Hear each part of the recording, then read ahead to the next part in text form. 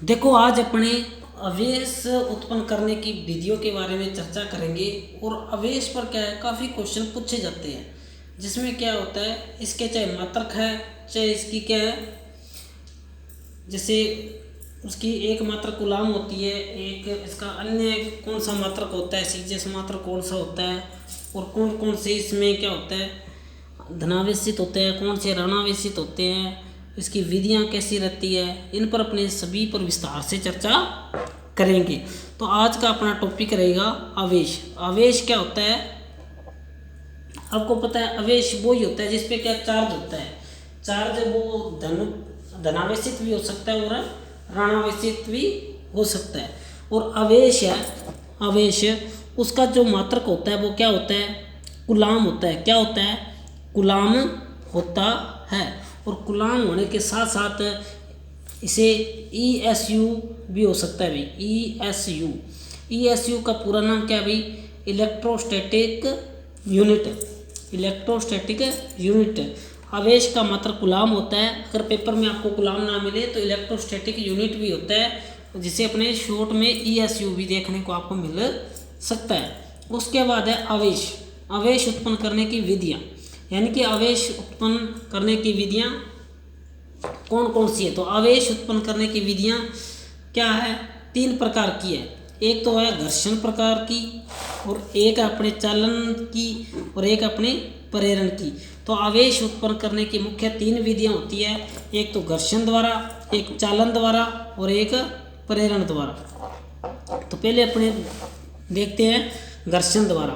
तो घर्षण आपको पता है क्या होता है। घर्षण दो वस्तुओं को आपस में रगड़ने पर जो क्या होता है, आवेश उत्पन्न होता है, वो घर्षण प्रेरण कहलाता है। क्या कहलाता है, घर्षण आवेश कहलाता है। क्या कहलाता है, घर्षण आवेश कहलाता है। दो वस्तुओं को आपस में रगड़ने पर जो आवेश उत्पन्न होता है वो घर्षण आवेश कहलाता है। और घर्षण आवेश है वो क्या है, जैसे कांच की छड़ है। कांच की छड़ को अगर अपने रेशम के कपड़े पर क्या है, कांच की छड़ को अगर अपने रेशम के कपड़े पर रगड़ेंगे तो जो कांच की छड़ होगी उसके अंदर धनावेशित होगा, यानी कि पॉजिटिव होगा, और जो रेशम का कपड़ा होगा वो ऋणावेशित होगा। उसी प्रकार जब क्या बिल्ली की खाल है, बिल्ली की खाल पर एबोनाइट की छड़ से, बिल्ली की खाल और एबोनाइट की छड़ को आपस में रगड़ेंगे तो जो बिल्ली की खाल है वो क्या होगी, धनावेशित होगी, और एबोनाइट की जो छड़ होगी वो क्या होगी, ऋणावेशित होगी। आगे अपने ऊनी वस्त्र, यानी कि जो ऊन से बने जो वस्त्र होते हैं, ऊनी वस्त्र पर अपने क्या प्लास्टिक या एबोनाइट की छड़ से क्या है, घर्षण करेंगे, यानी कि रगड़ेंगे उनको आपस में, तो घर्षण होगा। और घर्षण होने के बाद जो ऊनी कपड़ा होगा वो क्या होगा, धनावेशित होगा।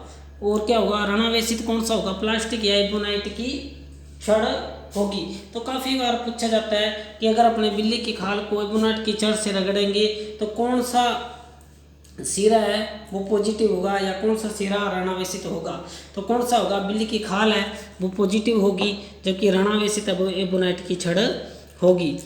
तो कांच की छड़, बिल्ली की खाल, ऊनी वस्त्र, ये तीनों होते हैं धनावेशित होते हैं। जबकि ऋणावेशित है रेशम का कपड़ा है, एबोनाइट की छड़ है, प्लास्टिक या एबोनाइट की छड़ है, ये सारे क्या होते हैं, ऋणावेशित होते हैं, यानी कि नेगेटिव होते हैं। ये क्या होते हैं, पॉजिटिव होते हैं। और धनावेशित को अपने क्या कहते हैं, केटायन के नाम से भी जाना जाता है, और इसको ऋणायन के नाम से भी जाना, केटायन, धनावेशित को केटायन, इसको क्या है, एनायन। ठीक है भाई। उसके बाद है चालन द्वारा। चालन द्वारा, तो चालन द्वारा क्या है, दो धात्विक वस्तुओं को परस्पर संपर्क में लाने पर क्या है, जैसे कोई दो धात्विक वस्तु है उनको क्या अपने परस्पर एक दूसरे के साथ लेके आएंगे।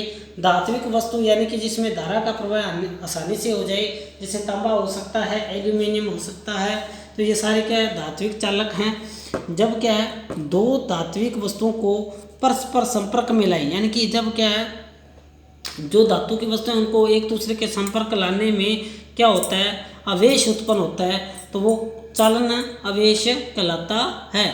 और जो चालन आवेश है, जैसे परिपथ में विद्युत धारा, जैसे उदाहरण के रूप में परिपथ में विद्युत धारा यानी कि सर्किट में जो विद्युत धारा होती है, अगर उसके संपर्क में कोई अपने धात्विक क्या लेके जाएंगे, धातु लेके जाएंगे, तो उसमें भी क्या होगा, घर्षण पैदा होगा। उसके बाद है प्रेरण द्वारा।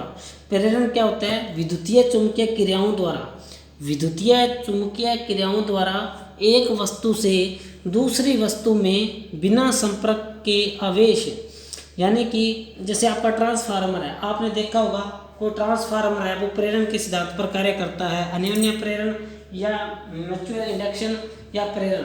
तो क्या है, उसकी अपने पहली वाइंडिंग होती है, सिर्फ उसको क्या देते हैं, सप्लाई देते हैं।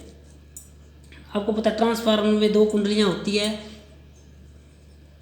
क्या होती है, ट्रांसफार्मर के अंदर क्या होती है, 2 कुंडलियां होती है, और इन दोनों का जो बीच का प्रतिरोध होता है वो क्या होता है, अनंत होता है। और इस जो ट्रांसफार्मर की प्राइमरी होती है उसको क्या करते हैं, सप्लाई से जोड़ते हैं, और सेकेंडरी को लोड से जोड़ते हैं।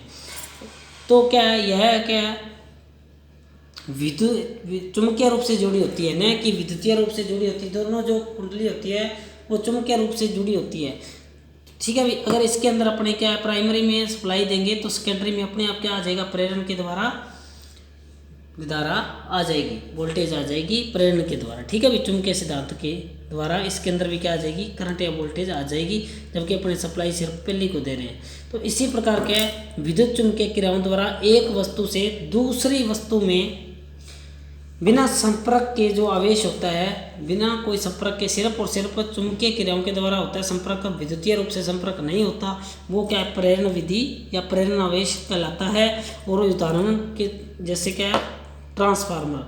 तो ये अपने आवेश उत्पन्न करने की मुख्य 3 विधियां हैं, घर्षण द्वारा, चालन द्वारा और प्रेरण द्वारा। तो इसको आप वीडियो को क्या ध्यान से जरूर देखें, और एक बार वीडियो को जरूर पूरा देखें, ताकि वीडियो आपको अच्छी तरह से समझ आ जाए। इसी प्रकार इलेक्ट्रिशियन थ्योरी से संबंधित 5-10 मिनट की डेली शॉर्ट वीडियो आपको इस चैनल पर मिल जाएगी। तो आप वीडियो को लाइक, शेयर और सब्सक्राइब जरूर करें। मिलते हैं अपने नेक्स्ट वीडियो में, तब तक के लिए धन्यवाद। जय हिंद, जय भारत।